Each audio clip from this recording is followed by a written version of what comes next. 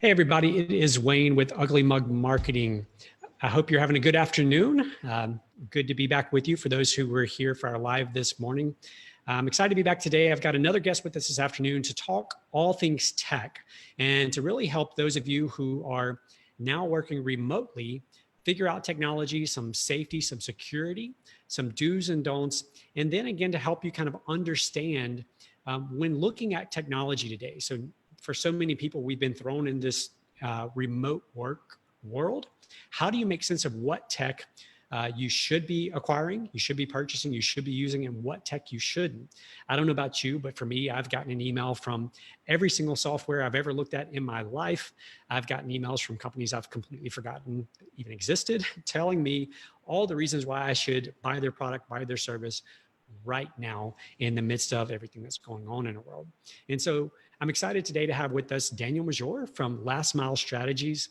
And Daniel is the founder and CEO.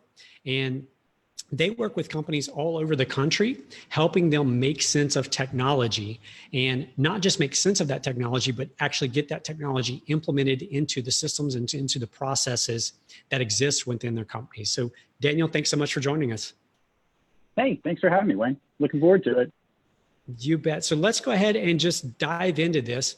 And one of the things I want to talk about is, so literally over the last couple of weeks, we've gone from, so many businesses have gone from working in an office where they didn't have to worry about technology. Maybe they have an IT person on staff or maybe an IT company that handles much of the IT and the needs that they had at work.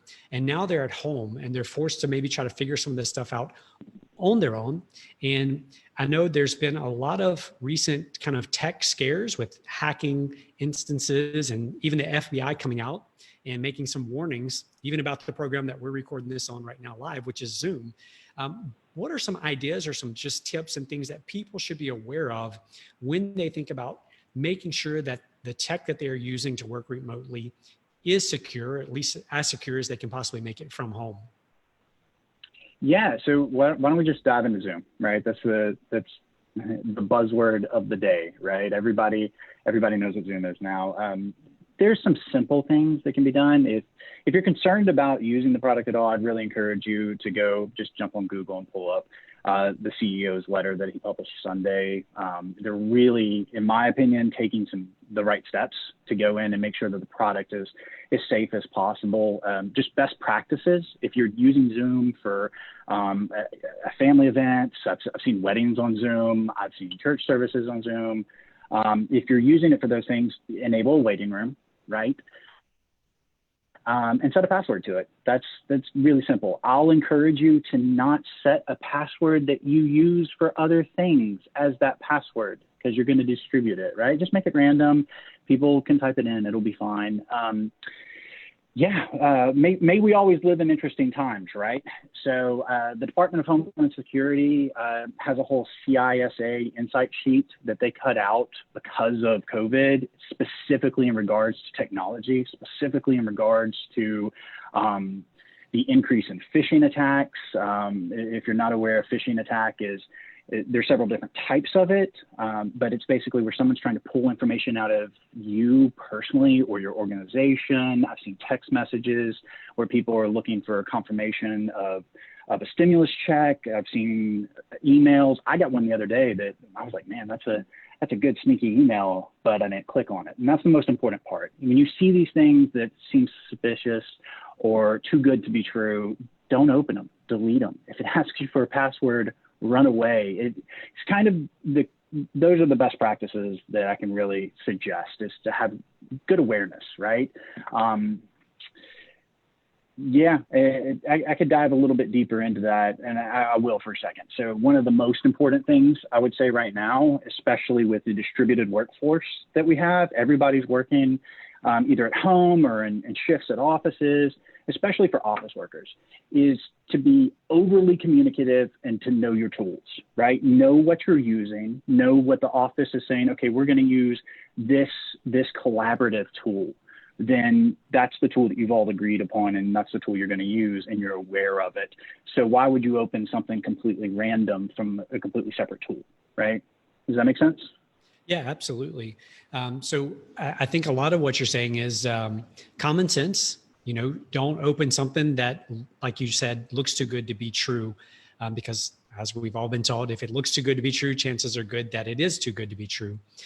For those watching on Facebook, if you do have questions related to tech, go ahead and leave us a comment. I'll do my best to kind of scroll back through the comments here in a bit and try to address those questions and answer those questions. Prior to going live here on Facebook, you were showing me a book. I don't know if you have that right in front of you, kind of the security handbook. So there are some people that are just brilliant when it comes to cybersecurity, right? They're all about making sure you have the right, they call it cybersecurity posture, that your organization's protected from that standpoint. It's the stuff that keeps your servers from getting hacked and the stuff that protects your data, because the most important thing a company owns is its data, who they do business with, how they do it, knowing those things. So I was showing Wayne this. I just happen to have a copy in my office. This is the study guide for the CISSP certification, which is like the gold standard. Anybody who knows cybersecurity has this certification, and it takes, I'll misquote it, but yeah, it takes like 5 years to get, right? You can't just have the certification, graduate from the school. You actually have to do kind of like a journeyman program underneath somebody who already has that certification. It's very tough to get, but it breaks up. There's so many different subcategories. There's so many different things that play into keeping your information protected, keeping your organization safe, making sure that your information isn't getting out there, or you're not getting breached by ransomware. It's such a layered thing. It's definitely specialized work. It's not something to just, man, I can build a website, but it doesn't mean it's going to be good. Just because you can do something, and it's not necessarily something you should do. I know very large organizations that their CISO, their chief cybersecurity officer, they completely outsource that to protect their organization, and because they get this depth of knowledge that lays elsewhere. And a lot of people start talking CISO and CIO and like these technical titles that you think of when you think of a huge company, like or a hospital system, or just really big organizations, Fortune 500s. No, you can get an outsourced CISO for a very reasonable amount for a very small business, to just make sure that you're checking the boxes, and that to really give you some peace of mind. So that's just one of the things. Yeah, I use this as a, we talk cybersecurity, let's talk physical security. I use this to keep the office safe at night. Good boat anchor as well, if you need a good boat anchor, looks like. But let's jump backwards just a little bit. So again, before we hopped on this call, we're using Zoom for this call, and we're going from Zoom over to Facebook Live is how we're making this happen.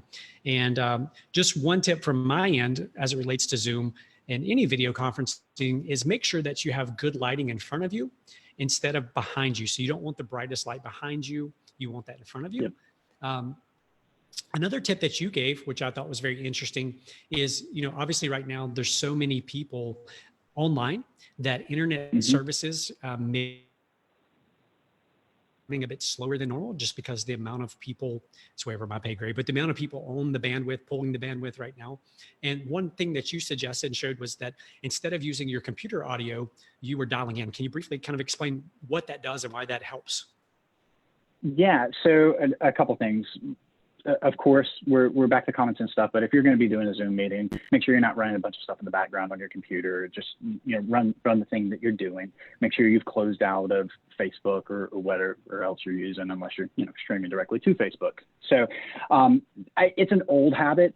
I spend a lot of my time on conference calls with different organizations and companies and things. And so one thing I've done for years, and it served me really well, is if the Zoom bridge offers a dial-in bridge, use the audio bridge on the dial-in, because what it's going to do is, if you lag on, say something happens, especially with people working from home, somebody trips over the router, something wants to download in the background on that computer and you weren't aware of it, something's trying to update, it'll lag out that video. But there's a difference between just lagging out the video and lagging out the audio. It syncs me up pretty well, so my mouth moves when I say stuff, but I'm actually completely separate. I can actually drop off of this call and my audio is going to still stay connected. You'll still hear me. We can still have a conversation.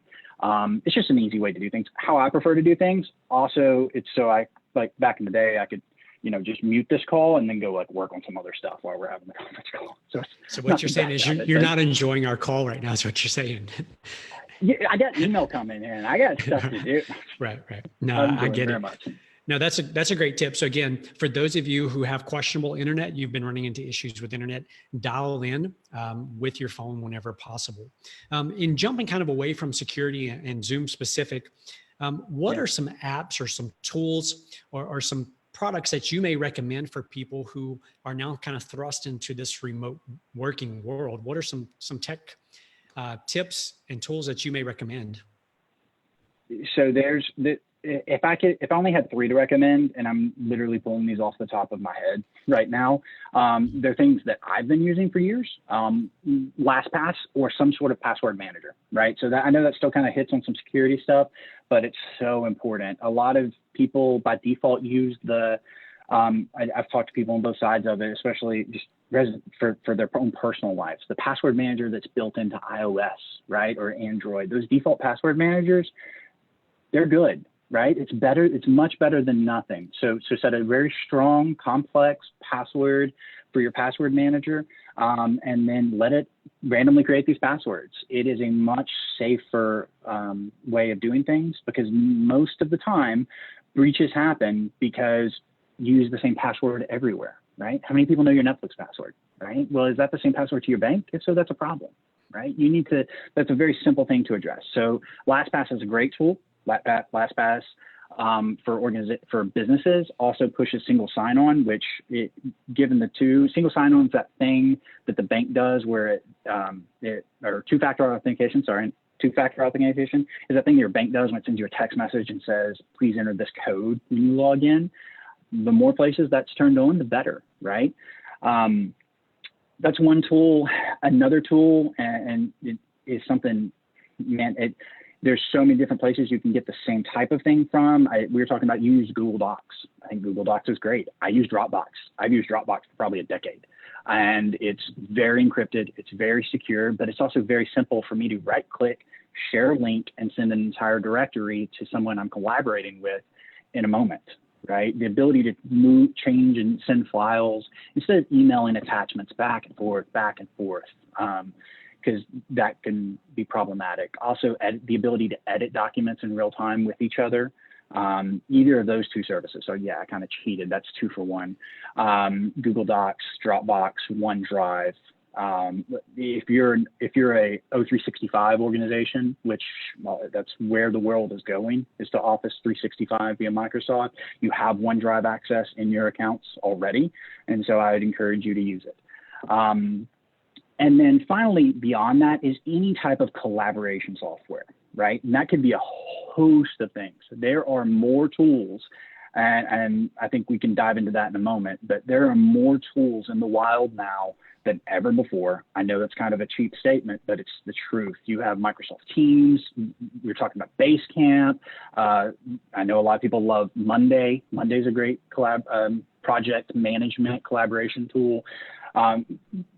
Now that people are working from home, or you're not necessarily in the office all of the time, those KPIs, key performance indicators, how you get your work done, those are all need to be measurables, right? A lot of jobs and a lot of employees have clearly defined measurables, right? If I'm trying to think of a super simple example, you're selling cars. If you're selling cars, you know that you've got to sell a certain number of cars. That's your job. And so it's a very easy thing to measure. When you're doing more creative or nebulous work, it's much more difficult to clearly monitor how you're doing that work and what's being done. So I encourage some sort of collaborative project management software. I don't know, Asana, I haven't used in years, but it is kind of like a gold standard, along with Basecamp and some other things. So those different types of tools, I would really even say more than those tools specifically, is making sure your organizations and that even you personally are connecting with those tools and using them instead of just trying to, I'll bring by the hard drive next week. That was 12 years ago. We've moved on. Use the internet. Yeah. So let me ask you one kind of specific tool that, we in a normal work environment, we take for granted, and that is the phone system that may exist in our office. So, for most of us who went to an office every day, there was a phone there. We answered the phone. We didn't really give much thought to the fact that, is that phone movable? In other words, could I answer that phone remotely from my house? Could I not answer the phone remotely? For those who maybe on, they're a business owner or they're in charge of, that part of their business, what are some tools or some systems that exist out there that would make being able to answer the phone remotely and pass it off, a call between different people remotely? What are some tools out there that may exist for that? Okay, so there's two separate categories of that.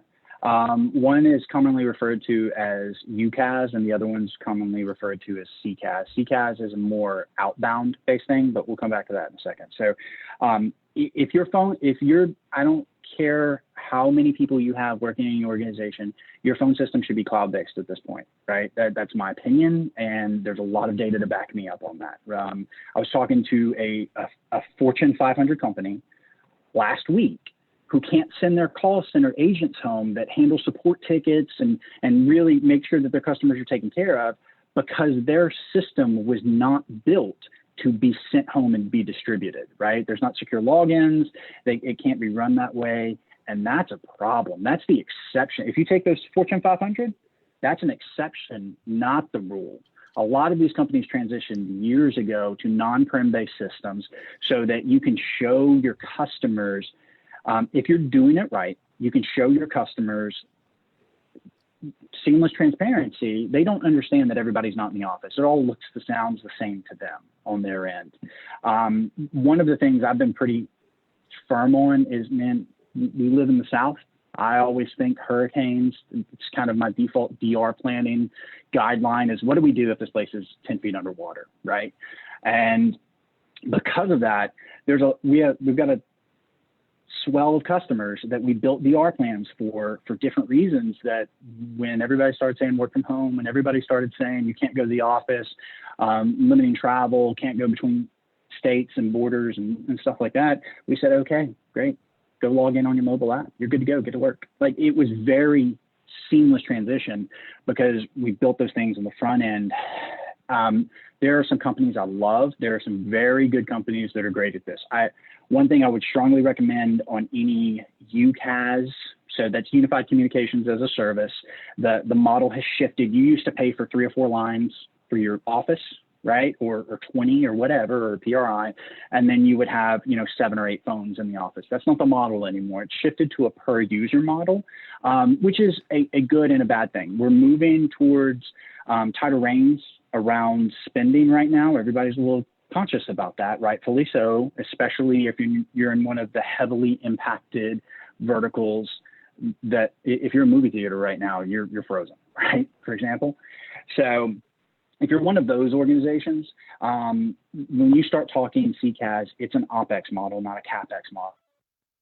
$1,000 on this phone system or $10,000 on this phone system or more, you're spending that monthly on a per user level, but it gets you access to these multi-million-dollar systems that are built in the back end. They're in the cloud, which basically means somebody else's servers. It's not your responsibility. It's their responsibility to make sure everything's up and that it works.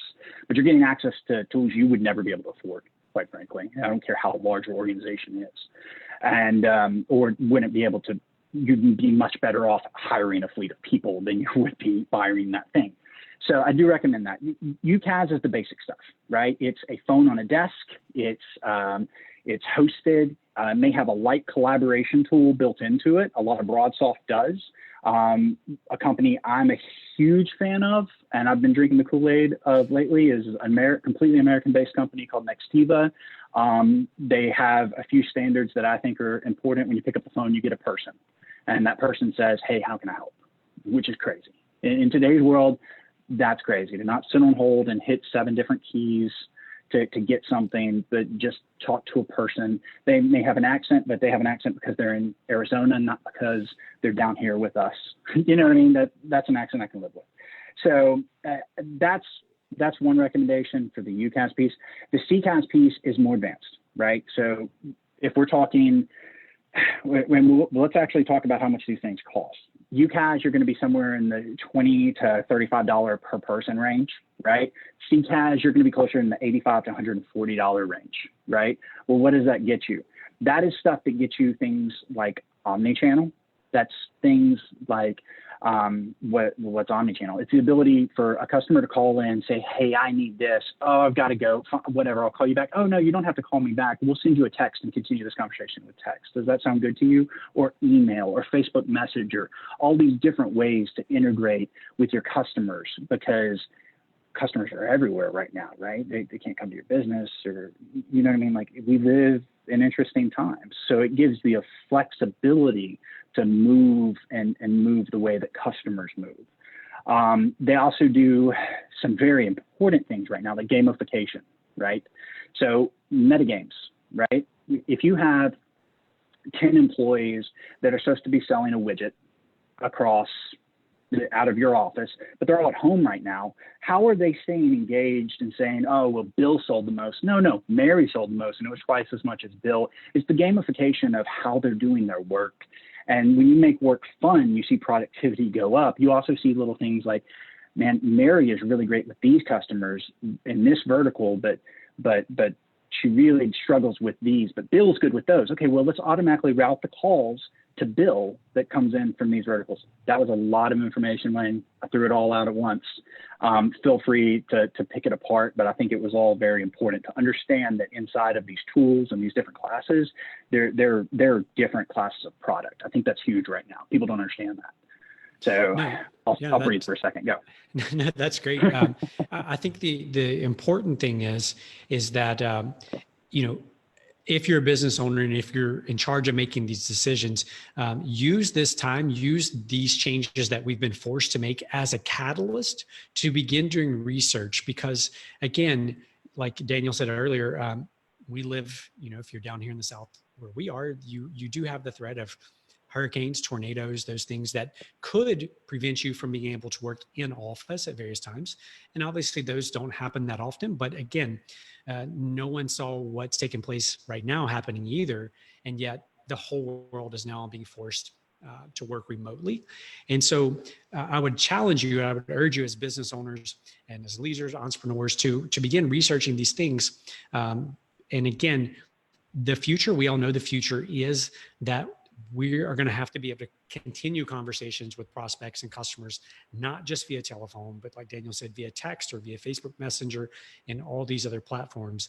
And as he mentioned, there are tools out there that integrate all of these components together into one piece, one tool. So begin doing research on that now while you do have some time, hopefully, to do that research. One other thing I want to talk about before we go, Daniel, is, we're in this time period where, again, everyone that we've ever come in contact with that has our email address is emailing us right now. And they are all, quote unquote, I use that term very loosely, trying to help us during this time. And what that means for different companies, it means different things. But one of the things, I don't know about for those watching this on Facebook, but for me, I've seen a lot of offers in my inbox from tech companies that I've looked into in the past. Whether that's a phone system, whether that's an internet provider, whether that is just a software like a project management software, whatever it may be. And they're offering these amazing packages and bundles right now to try to incentivize me to, try their product, to use their product, use their service, et cetera. And I would imagine that for a lot of people watching, they're experiencing that same thing, an inbox overwhelm of a lot of what looks to be great offers from these companies. How could someone evaluate these offerings that they're getting? Like, what are some guidelines or maybe some criteria that people could look at to say, is this an offer to pursue? How do I know it? I mean, it seems good. It looks good. The company seems reputable, but how do I know? How do I make that judgment call? So, yeah, you said real quick. I'm probably not going to be real quick about this one because it's kind of a hot button for me, right? So your email is blowing up right now. Everyone's is. You will get 12 offers before the end of the day. I almost guarantee it. Or this is what our response window is. So companies as a whole, right? We live in a capitalistic economy, right? That is what makes things in a country. That's what makes things go, right? Just like your business is thinking about what am I going to do? How am I responding to this? So are all of the others, including the big boys, right? For example, we'll throw some 800-pound gorillas on the table because it's easy to talk about because everybody knows the names: AT&T, Verizon. Let's just use those as examples because it's very simple, right? They're not looking at right now. They're looking at what happens when the sales. They're looking at the end of Q3 and Q4 earnings. What's that mean to them? They see this as opportunity. One of the industries that has not been impacted and it will come in time, but when everybody said, hey, you need to go to the house and work from home, the managed service providers, the IT companies, the telecommunications companies, their call volume went off the charts, right? I talked to one supplier that said a lot of those companies hit 300% of their March numbers in the month of March, right? Like they were way over projections. And a lot of it is MACs, moves, adds, changes. It's a lot of re-enablement of existing customers, but new things slowed down. They see that metadata. They see, okay, Wayne's a customer with us. And so he called in, he updated this information. He needed to enable these people to work from home. But we haven't talked to any new Waynes. We didn't talk to these people we didn't know. And that concerns them. So one of the things one of the ways that the market's responding to that is, hey, here's 3 months free. We're going to give you a trial of, if you're healthcare is insane right now, but we'll give you 6 months free or through the rest of the year, no charge. And then you can cancel anytime because the companies that are confident in their product know that once they get it in, especially if it is a complex product, like a call center solution or security monitoring or some of these advanced SD-WAN pieces, there are a lot of things. But they know once they get an advanced product in, it's going to be very difficult for you to pull that advanced product out, right? Nobody likes change but babies in wet diapers, right? You're forced into an uncomfortable situation right now, so you're forced to make some changes. Those changes that you make now, you more than likely, I would say 70%, are going to live with unless you realize it was a catastrophically bad change. So because of that, the market is attacking you with offers. I would encourage you some very simple things, right? And this is kind of our, I'll talk a little bit more specifically about what we do as an organization. But you want to lean on the guidance of people that know these things, right? You want to know, you want to know that you're getting a thing that you need. And sales reps have quotas and they're incentivized to get things sold. Marketing companies are incentivized to show value, right? Of course, right? And so they're all acting on that to get those responses. I would encourage you to ask, do I need this thing? Why am I getting this thing? And need, right now specifically, need is such an interesting word because you've got to be thinking about what you actually need, not just what you want right now, what you want to be able to do, but what's going to benefit your company in the long term, right? What's going to give you the ability to scale, because a lot of organizations are going to be watching and continue to control costs through the rest of the year, especially depending upon the varying levels in which they're impacted. But it's tough. If you don't know what you're doing, right? When we go back to the cybersecurity book that says all of these different subcategories and things that, impact my business in different ways, it's easy to get lost in it. It's not buying technology 15 years ago. It's buying technology in a world where you can see and Google and find this website that has a rating, but then we get into the conversation about, man, well, why is all these ratings are really bad for this company? Well, do you go leave an Amazon review when you're happy, like you're over the moon, or you're in the toilet? There's this weird middle space. Like how do you react as a customer? So I'd encourage you to think about those things, right? If you see an offer that's too good to be true, always read the fine print, right? If it says, hey, I can cancel it, if you buy a product that is supposed to be free for 3 months and then you can cancel it, set a reminder 30 days before the end of that to look at it. Are we still using this? Or are we just being billed for this? And as soon as it kicks in, then you're going back and trying to fight for credit instead of being proactive. Proactive over reactive is always the best place to be. And so I really you want to you want to be wise, and it's going to be tough to do because these companies are built to sell you things, and so only get the stuff you need, and just be careful. Don't just click something because it's a good idea. And I know that's not exactly as to the point as it needed to be here, but every company and nuance is different. And when salespeople don't treat you that way, you get taken advantage of as an organization, and that's not okay. Right. Yeah, I think some of what you're saying, and this is going to be my attempt to summarize it in a single sentence, which is never a good thing to try, but you got it. Is basically be careful of making a long-term commitment based on a short-term need. And that doesn't mean that you can't be incentivized right now and get great deals right now because you're willing to commit long-term, but just be very cautious entering into long-term commitments on anything right now based on the short-term current present situation that you find yourself, your business in. As we wrap up, Daniel, I know that so much of what y'all do as a company is exactly that. It's help people understand the tech that they actually need in their business, help them evaluate the options that are available, and then help them kind of integrate those options into their business. So you can probably say it a little bit better than I can. If you could just briefly kind of summarize what it is that you guys do, and then where people can go if they want to learn more about what you do and how to reach out to you.